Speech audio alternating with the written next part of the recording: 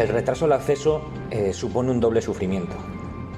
Cuando tienes una enfermedad crónica grave y degenerativa, como puede ser la fibrosis quística, tienes que aprender a vivir entre hospitales, numerosos tratamientos, muchos de ellos intravenosos, y a renunciar a muchas cosas que estos tratamientos diarios te limitan, ¿no? Cuando sabes que hay un tratamiento innovador que te puede cambiar todo esto, por un lado te llena de esperanza, pero cuando ves que el acceso a este se retrasa o no es posible de acceder en tu país, te frustra y no puedes entender cómo es posible que en el país de al lado se puedan ver beneficiados y en el tuyo no. Ese retraso, en el caso de la fibrosis quística, significa un deterioro pulmonar, por ejemplo, que es irreversible y que se puede parar accediendo a estos tratamientos. Tratamientos, por otro lado, que pueden además evitar el llegar a necesitar un trasplante bipulmonar si se puede acceder en edades tempranas, ¿no? Antes de que ese daño sea demasiado grande en el pulmón.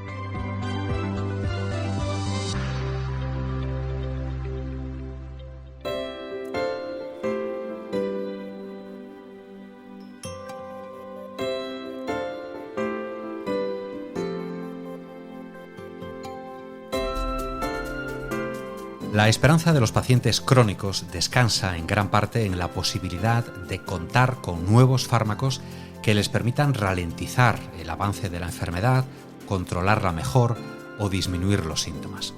En algún otro episodio de Date un Respiro hemos hablado ya de las dificultades que se presentan a la hora de avanzar en investigación, paso indispensable para conseguir tratamientos innovadores. Pero cuando después de un largo trayecto se dispone ya de un nuevo fármaco, falta un último eslabón en la cadena, que es su aprobación y autorización para comercializarlo. Primero por parte de la Agencia Europea del Medicamento y después por cada país. Y ahí aparece una dificultad más. Según la encuesta anual WAIT sobre espera en el acceso a terapias innovadoras, una encuesta que impulsa la Federación Europea de Industrias Farmacéuticas, hay una notable desigualdad entre los países. En España, el tiempo medio que transcurre entre que un nuevo fármaco es autorizado para su comercialización en Europa y su inclusión en la financiación pública es de 453 días. Para que te hagas una idea del retraso, en Alemania, por ejemplo, se tarda unos 120 días. Otro dato. De todos los nuevos medicamentos autorizados en Europa entre 2016 y 2019, un total de 152, en España a finales de 2020 solo estaban disponibles 82, es decir, poco más de la mitad. Y sin duda, los principales perjudicados por esta situación son los pacientes, como nos decía al inicio Juan da Silva, el director de la Federación Española de Fibrosis Quística. Saber que existe un fármaco y no poder acceder a él es incluso cruel. En Date un Respiro abordamos hoy el acceso a la innovación y cómo el retraso de una decisión administrativa afecta a la vida y a la calidad de vida de las personas. Como ejemplo de ello hemos querido dar voz a los pacientes con fibrosis quística que luchan actualmente para acelerar el acceso a un tratamiento nuevo que frena el avance de la enfermedad e incrementa la esperanza de vida ya disponible en otros países europeos, pero no en España. Y conoceremos además la opinión de la industria farmacéutica. Bienvenida, bienvenido, comenzamos.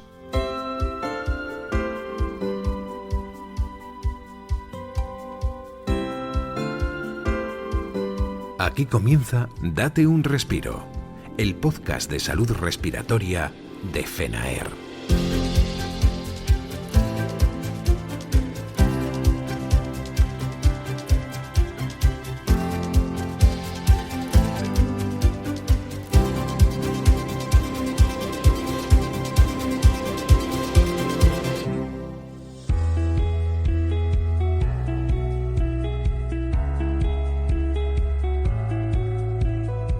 En los próximos minutos abordaremos el retraso en el acceso a la innovación desde dos puntos de vista, el de las asociaciones de pacientes y el de la industria.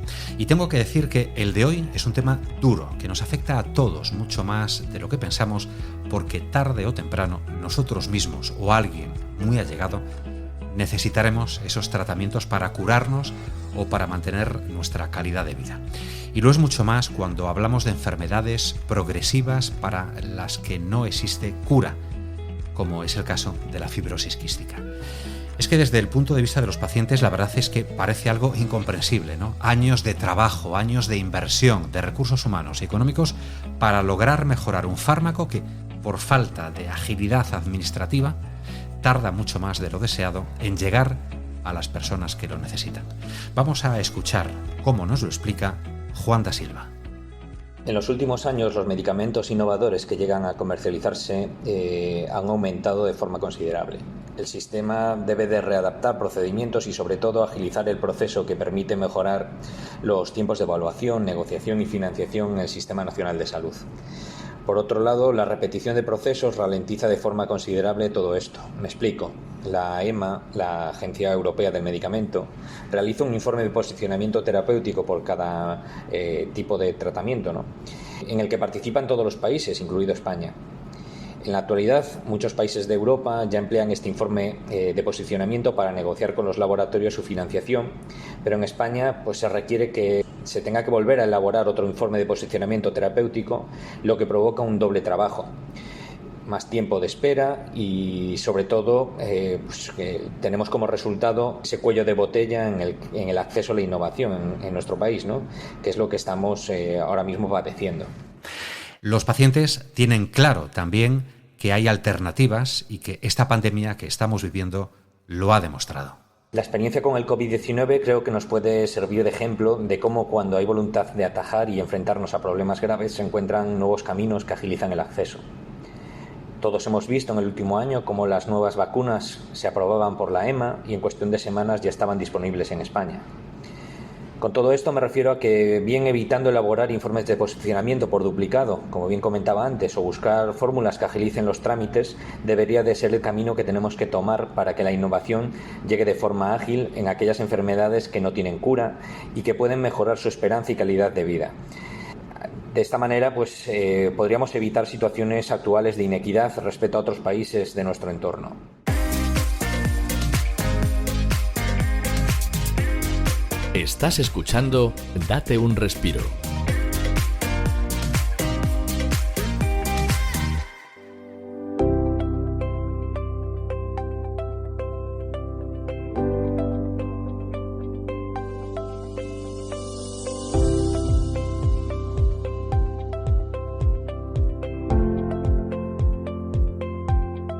El retraso en el tratamiento contra la fibrosis quística no es el único, es evidente. Ya decíamos al principio que los españoles solo tenemos acceso a la mitad de los 150 tratamientos farmacológicos innovadores aprobados en Europa entre 2016 y 2019.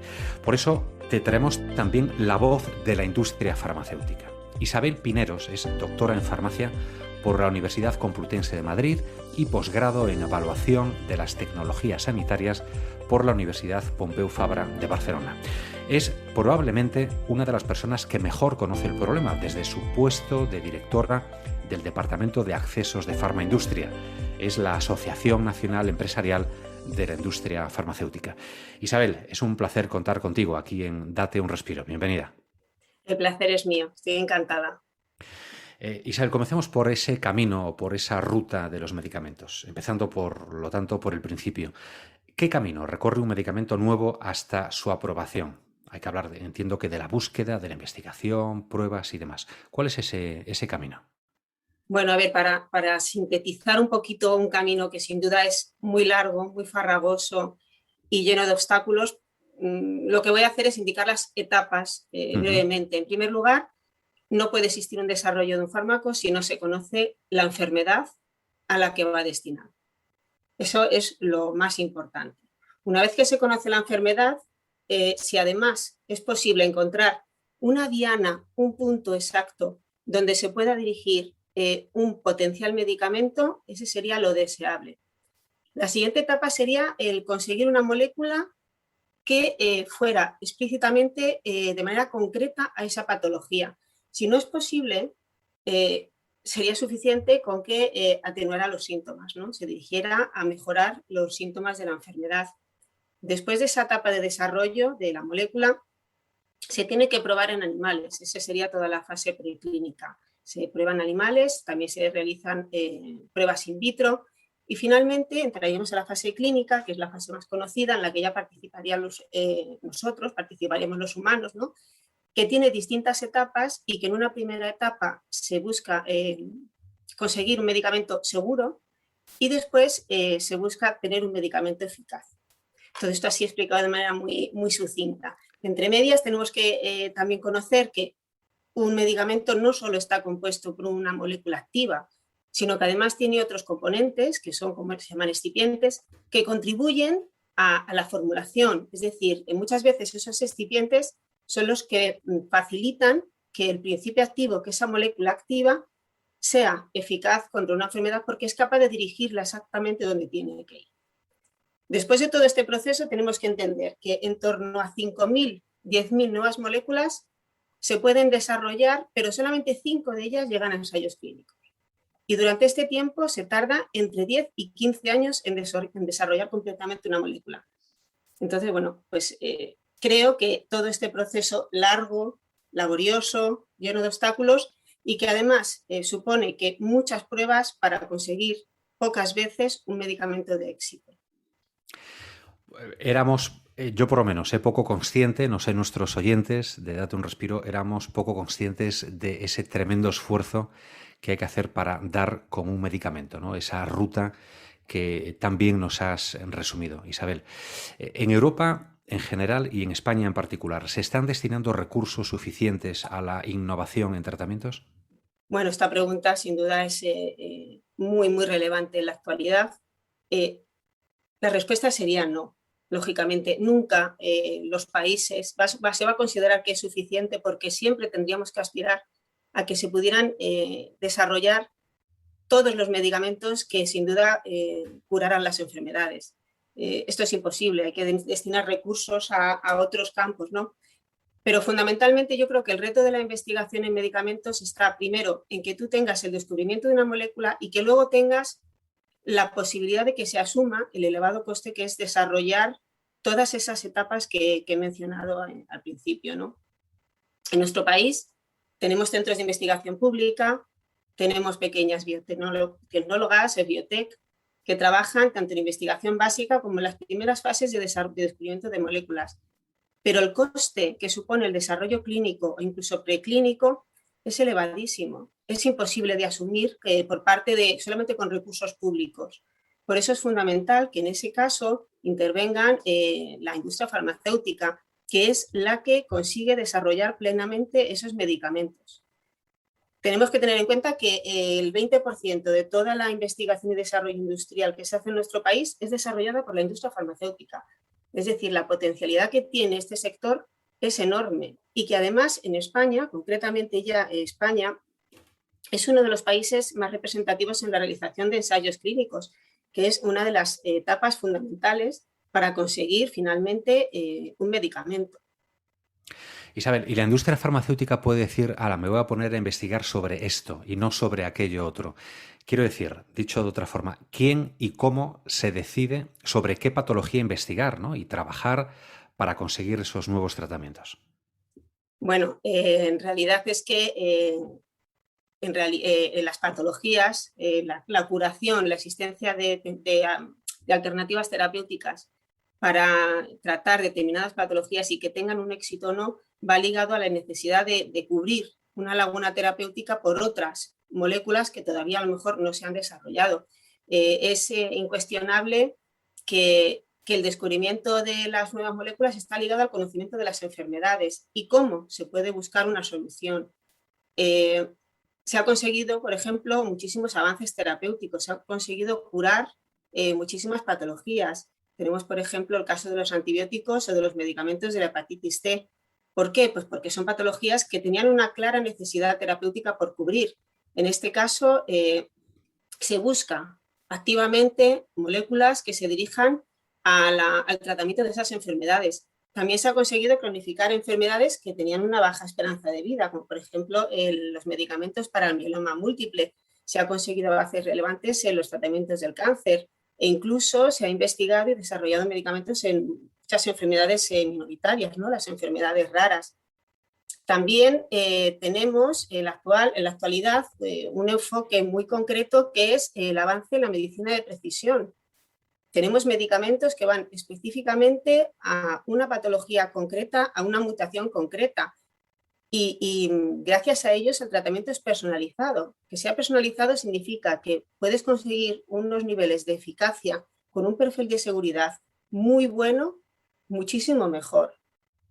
Y además esto está ligado a la utilización de diagnósticos concretos, de diagnósticos moleculares. Esto es otro mundo, ¿no? que está plenamente en efervescencia. Y todas estas técnicas, tanto las pruebas diagnósticas como los medicamentos que ofrecen ventaja, tienen que estar incluidos en las carteras de servicio del Sistema Nacional de Salud. Hablemos, Isabel, del papel de la Agencia Europea del Medicamento y de los trámites posteriores a la aprobación. Entiendo que una vez que un medicamento innovador es aprobado por la Agencia Europea del Medicamento, confírmame que es esta agencia la que tiene que dar el visto bueno, ¿no? Entiendo que sí, en Europa... Sí, para los medicamentos a nivel europeo sí. Europeo, exacto. Bueno, pues una vez que la Agencia Europea del Medicamento da el ok a un tratamiento, a un medicamento, ¿qué trámites sigue para que los pacientes de cada país dentro de Europa tengan acceso a ese medicamento? Bueno, efectivamente, la parte de autorización es una autorización centralizada, es una autorización que entra en vigor a la vez en todos los países de la Unión Europea. Pero lo que es la etapa de financiación, la etapa en la cual se incluyen los medicamentos en los sistemas sanitarios, ya es perspectiva de cada país. Cada país decide cómo es su prestación farmacéutica y decide cómo incluye los medicamentos en esa prestación farmacéutica pública, ¿vale? Con lo cual, en el caso nuestro, un medicamento autorizado a nivel europeo tiene que tener una decisión de financiación nacional. Esa decisión nacional se realiza en la Dirección General de Cartera Común del Ministerio de Sanidad. Y luego tenemos, una vez que se ha decidido la financiación y se ha fijado el precio por la Comisión Interministerial de Precios, tenemos la segunda parte, que es el acceso al medicamento en las comunidades autónomas. Y en este caso tenemos la Constitución con sus estatutos de autonomía que le da a las comunidades autónomas la competencia en la gestión de esa prestación farmacéutica. Con lo cual, autorización europea, financiación nacional, competencia nacional, fijación de precio máximo por parte de la Comisión Interministerial de Precios a escala nacional, donde están todas las comunidades autónomas, están los ministerios de Sanidad, Ministerio de Economía, Ministerio de Hacienda, Ministerio de Industria y las 17 comunidades autónomas. Y una vez que se ha decidido la financiación del medicamento y se ha fijado el precio, pasa a las comunidades autónomas que con competencias en la gestión son las que finalmente ponen a disposición del paciente el medicamento. O sea que entre las distintas comunidades autónomas entiendo por tus palabras que puede haber diferencias también, ¿no? No debe haber diferencias. A ver, No la debería. decisión de financiación es competencia del Estado. Entiendo. Es decir, el Estado decide si el medicamento es reembolsado o no es reembolsado. Y además fija un precio máximo. Sí puede ocurrir, se le da potestad a que una comunidad autónoma o un hospital negocie un precio menor con el laboratorio, pero fija un precio máximo único. ¿Por qué se hace así? Porque hay que garantizar la equidad para todo el Sistema Nacional de Salud. Eso es fundamental. Claro. El hecho de que un medicamento nuevo sea aprobado por la EMA, por la Agencia Europea del Medicamento, ¿garantiza su absoluta seguridad y su absoluta eficacia? Sí, es incuestionable. Es que es el principio fundamental de la Agencia Europea del Medicamento es garantizar que el medicamento tiene calidad, seguridad y eficacia.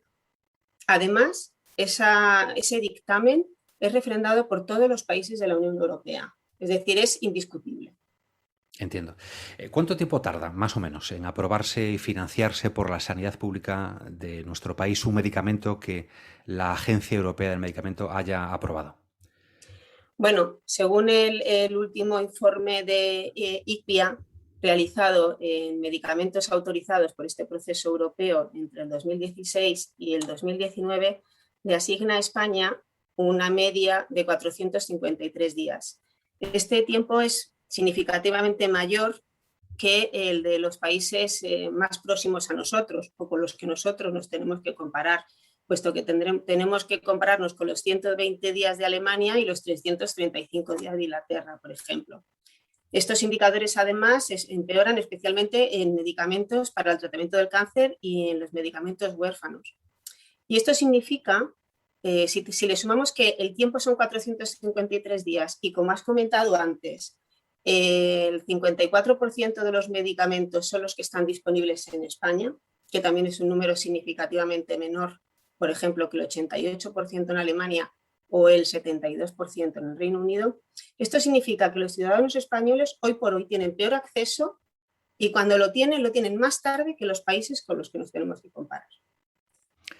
Y quien lo paga es el paciente, ¿no? Los más perjudicados, otra vez. Claro, quien lo paga, ¿no?, es el paciente. Y además, claro, es que ahora mismo, en los tiempos del COVID, donde hemos podido ver cómo todos los ciudadanos europeos hemos tenido un acceso equitativo a las vacunas y que ningún país de Europa se ha quedado atrás, claro, tú ves como ciudadano que es posible con una vacuna del COVID y luego tienes estos indicadores WAID donde claramente hay unas discrepancias enormes. Claro.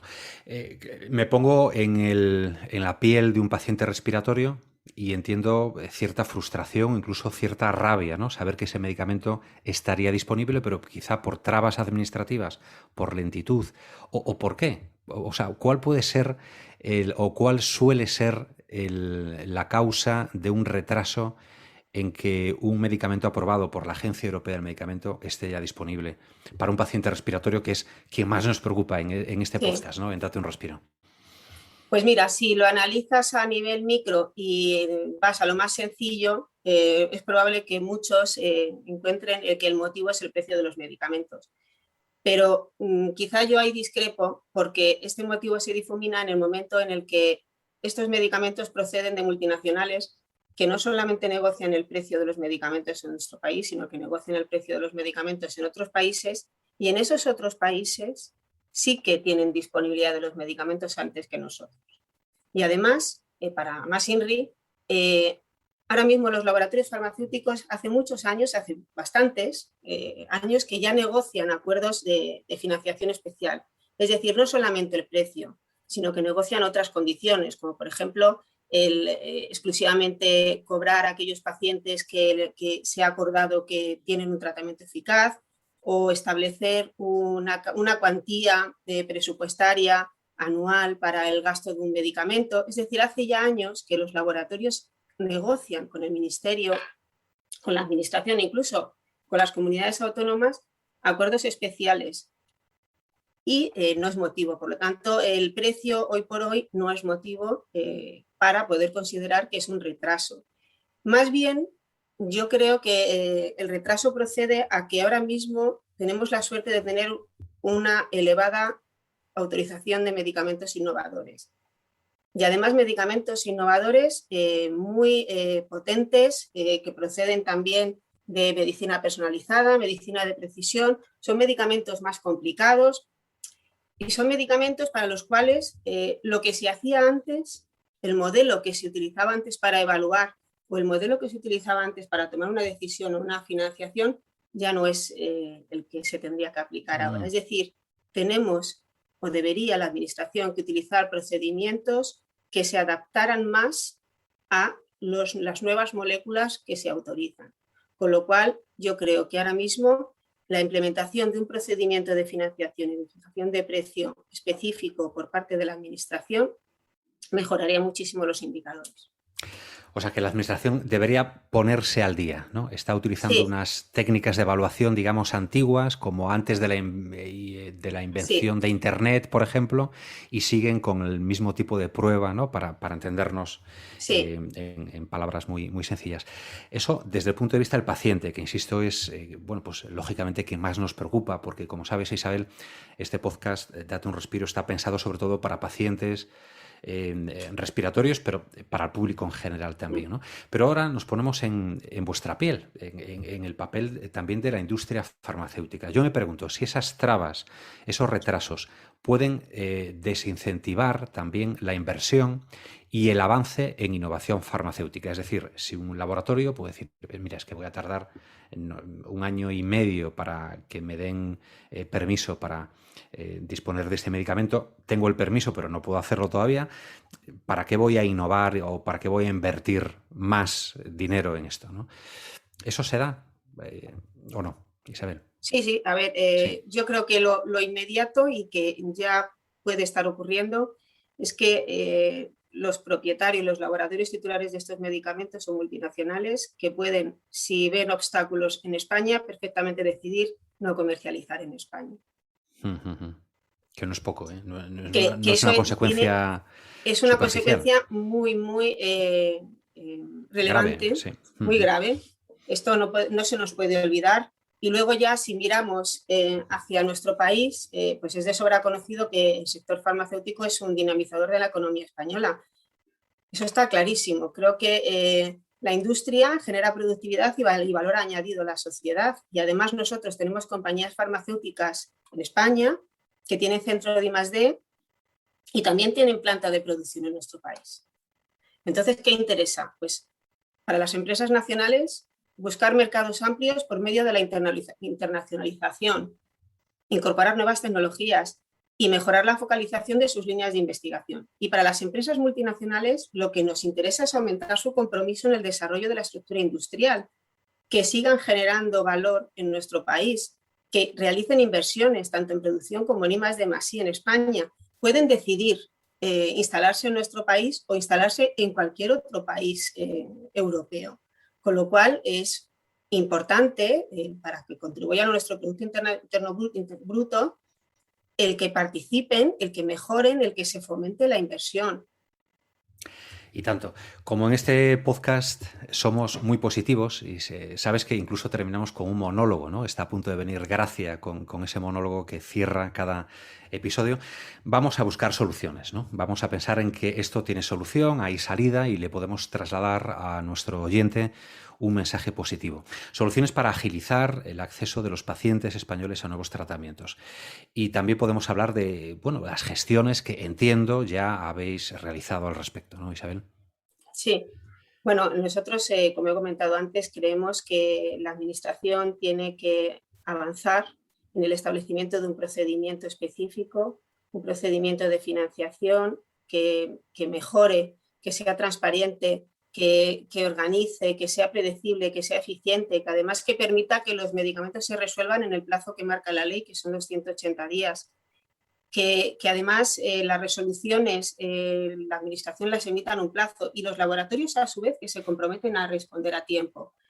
Que se eviten las inequidades. Cuando los tiempos de financiación se dilatan, existen mecanismos de petición de medicamentos de manera individual a través de una plataforma de medicamentos en situaciones especiales que si tú tensionas mucho y tardas mucho en decidir sobre la financiación de un medicamento, generas inequidades.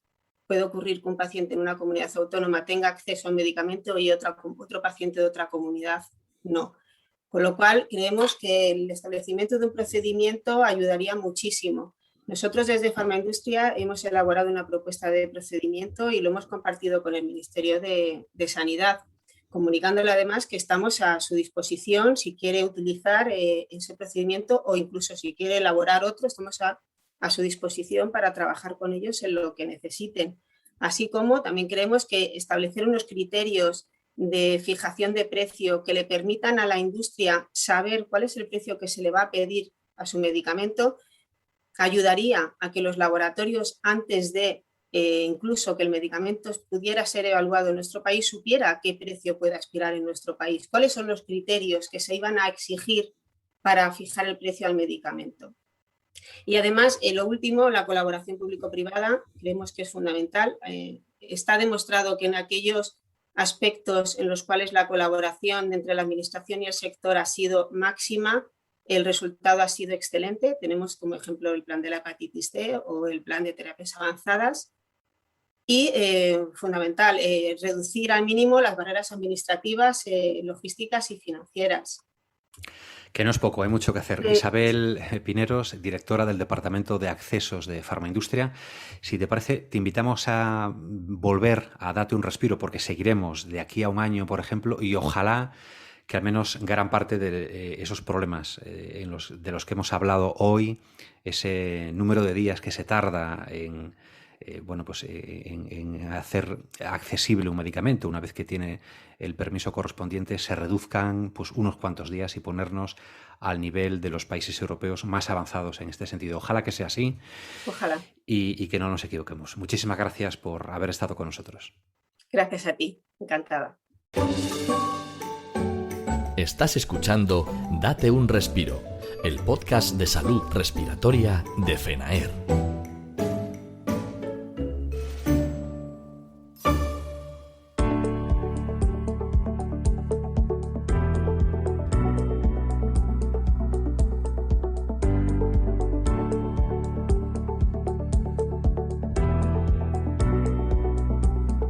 La buena noticia que podemos sacar de esta interesante charla es que sí hay innovación, aunque luego la burocracia nos obligue a esperar por ella mucho más de lo que desearíamos.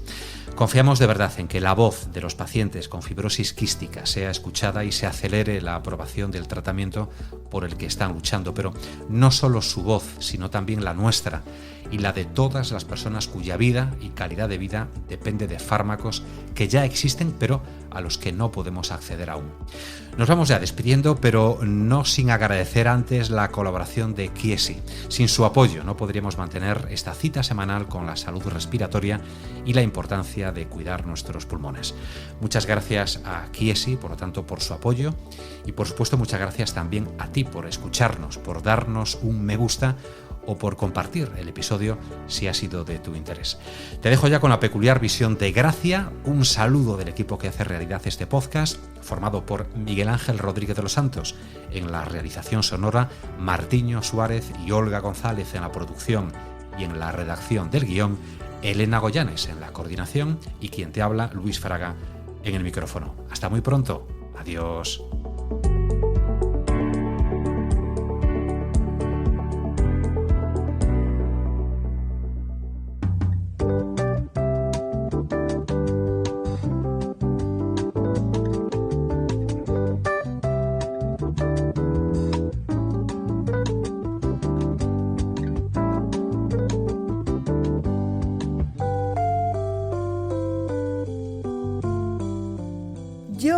Hay cosas que no entiendo, de verdad te lo digo. Oye, que igual es por ignorancia propia, no te digo que no, que todo puede ser, pero hay cosas que a mí se me escapan al entendimiento.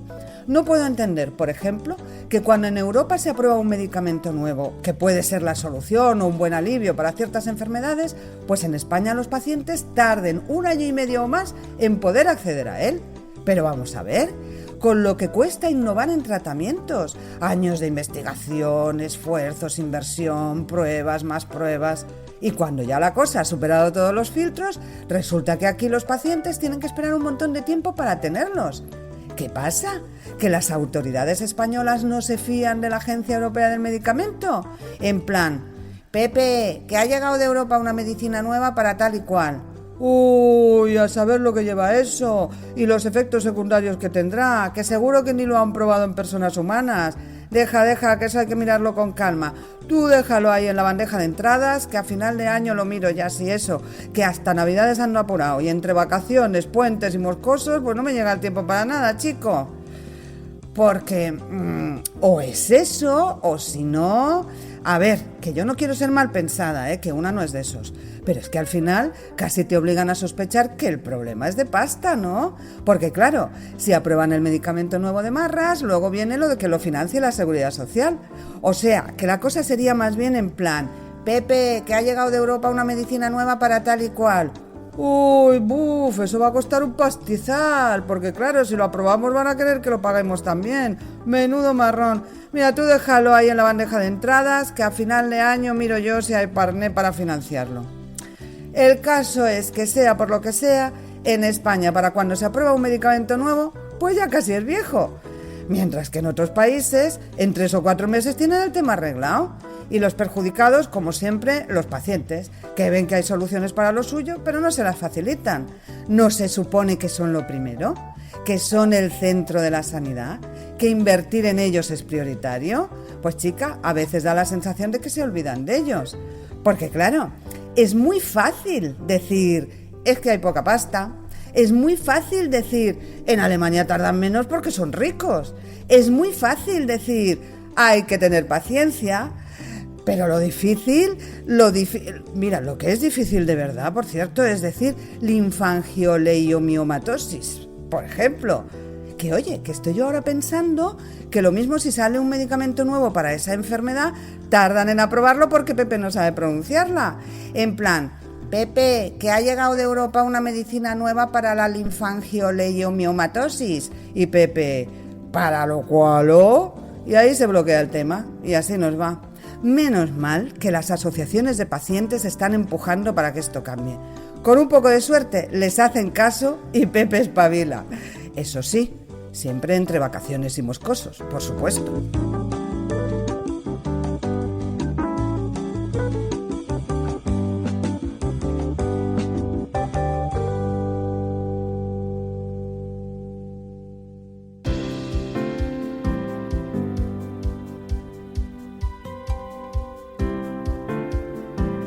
Hasta aquí, date un respiro.